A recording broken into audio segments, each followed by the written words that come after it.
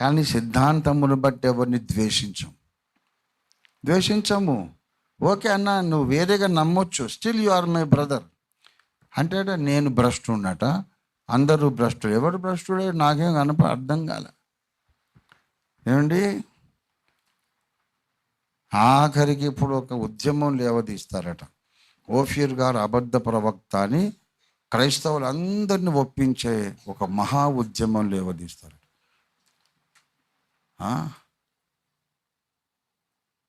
ఎంత పెద్ద మగవాళ్ళు మనగాళ్ళు యెహోవా సాక్షులను ఎందుకు ఒప్పించలేదో.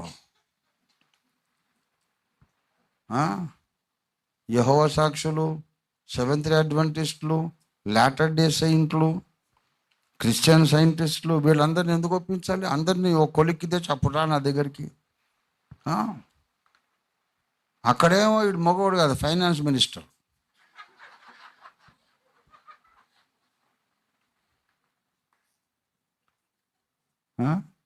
నా దగ్గరకు వస్తాను.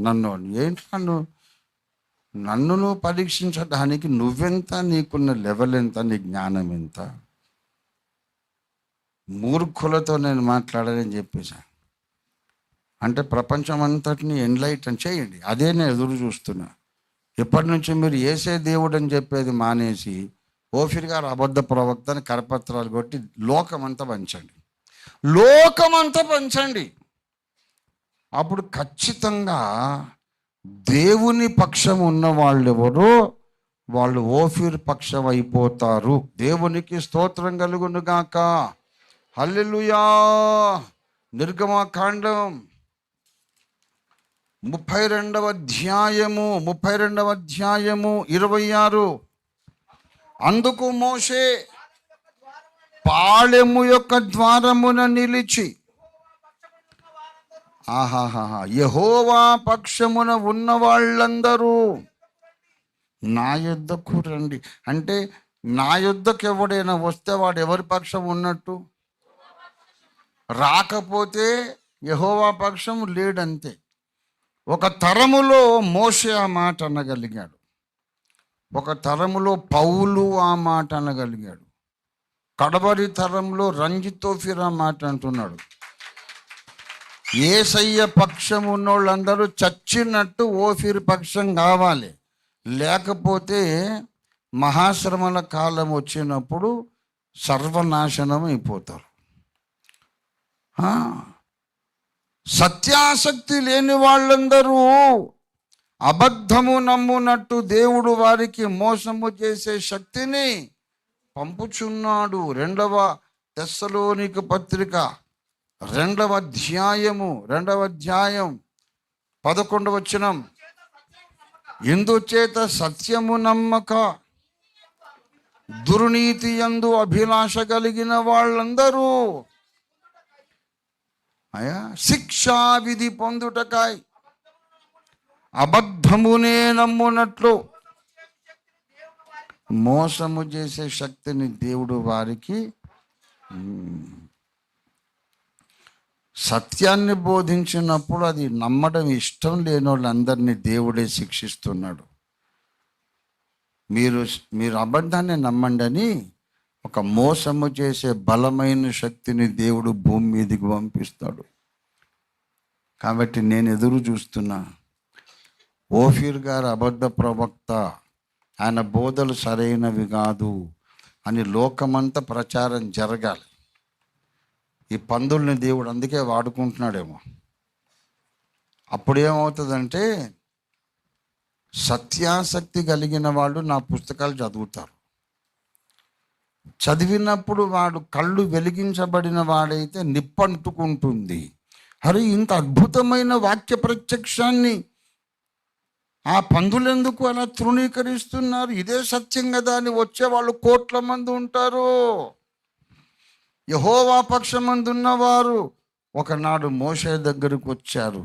యేసయ్య పక్షం ఉన్నవాళ్ళు కడవరి తరంలో ఓఫీర్ పక్షం వచ్చేస్తారు. దేవునికి స్తోత్రం కలుగును గాక.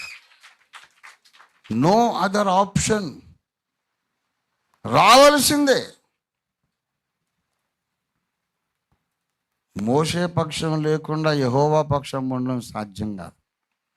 పౌలు పక్షము లేకుండా క్రీస్తు పక్షంగా ఉండడం సాధ్యం కాదు. ఇవాళ ఓఫీరే గీటురాయి. ఓఫీర్ పక్షం లేకుండా దేవుని పక్షంగా ఉండడం సాధ్యం కాదు. కాదు కాదు కాదు, దేఖ్తే రహో క్యా హోనే వాలా హై.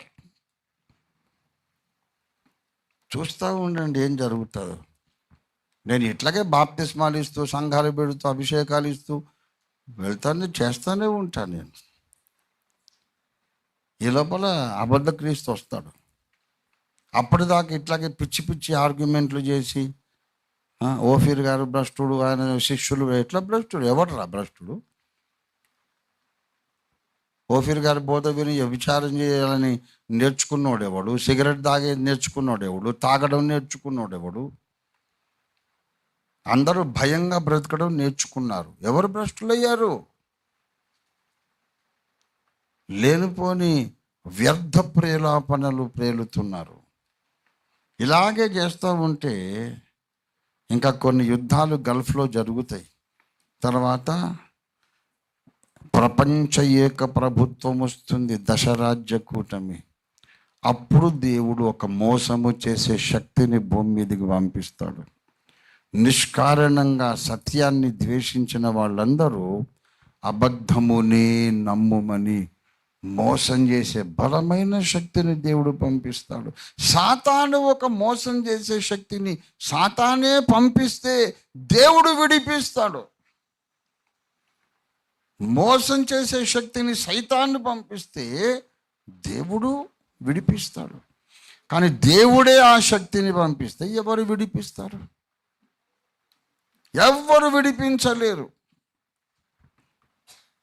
నిష్కారణంగా సత్యాన్ని, సత్య ప్రవక్తను ద్వేషించిన వాళ్ళందరూ 100% భ్రష్టులు అయిపోతారు.